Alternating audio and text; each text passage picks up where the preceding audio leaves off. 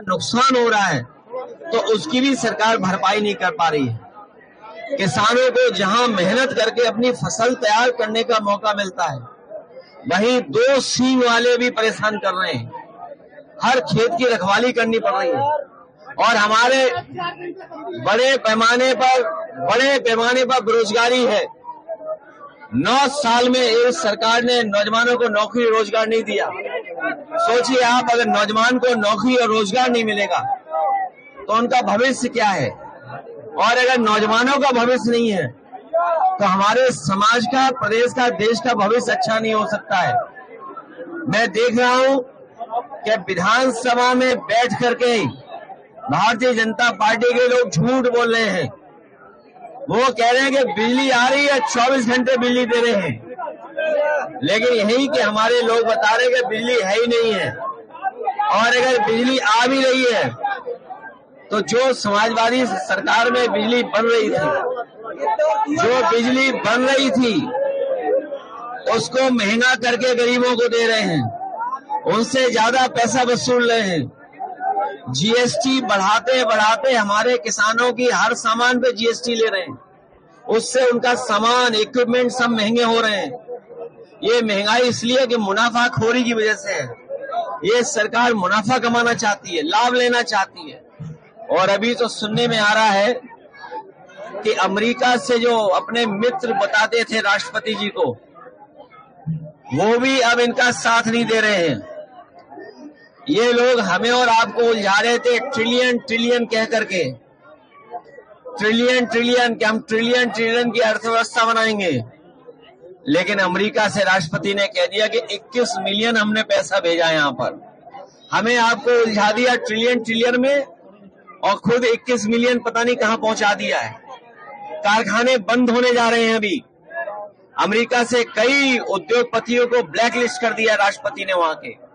और हमारे मुख्यमंत्री कह रहे हैं कि अंग्रेजी कौन सीखेगा, कौन नहीं सीखेगा।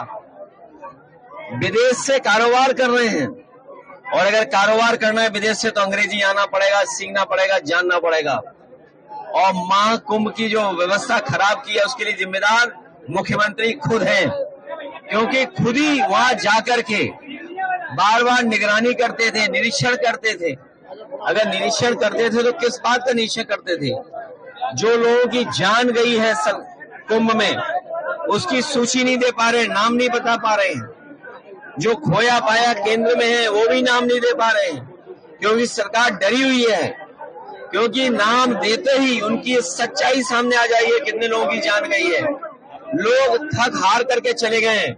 और ये गिद्ध वाली बात जो कह रहे हैं, मुख्यमंत्री जी ने गोरखपुर में गिद्ध के लिए एक कुछ बनाया है।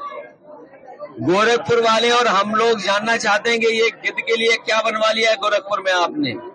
गिद्ध का प्रजनन सेंटर बनाया है, और गिद्ध की बात कह करके ये साबित कर दिया है। और आखिरकार गिद्ध को कह करके किसको अपमानित कर रहे थे? क्या उनके परिवार के लोगों को, जो अपने परिवार के सदस्यों को ढूंढ रहे थे? एक बेटी अपनी माँ को ढूंढ रही थी, भाई को ढूंढ रहा था। लोग आकर के अपने घर वालों को ढूंढ रहे थे जो अभी तक नहीं मिले हैं। क्या ढूंढने वालों को सरकार गिद्ध बोल रही थी? और सबसे बड़ा सवाल है, ये जो सुअर का नाम ले रहे हैं, ये हम लोगों ने, किसी ने नहीं कहा कि पानी खराब है गंगा का। सेंट्रल पॉल्यूशन बोर्ड ने कहा है कि ये गंगा का पानी खराब है। गंगा का पानी नहाने लायक भी नहीं है, आचमन तो भूल जाइए। तो सोचिए सरकार किसको सुअर कह रही थी। मुझे तो लगता है ये दिल्ली और लखनऊ के झगड़े में एक दूसरे को गाली दे रहे हैं। अगर उत्तर प्रदेश के बोर्ड कह रहा है, उत्तर प्रदेश का पॉल्यूशन बोर्ड कह रहा है कि पानी साफ है, और दिल्ली का पॉल्यूशन बोर्ड कह रहा है कि पानी खराब है, तो इसका मतलब है लखनऊ वाले दिल्ली वालों को सुअर कह रहे थे। ये जिम्मेदारी किसकी है? ये जिम्मेदारी दोनों सरकारों की थी। ये डबल इंजन नहीं, डबल ब्लंडर वाली सरकार है। इंजन टकरा रहे हैं, डब्बे टकरा रहे हैं, और जनता भी इंतजार कर रही है कि इस बार इनके पास जब चुनाव होगा, सूखे पत्ते की तरह भारतीय जनता पार्टी का सफाया हो जाएगा। इस तरह की जो भाषा संसद में यूज हो रही है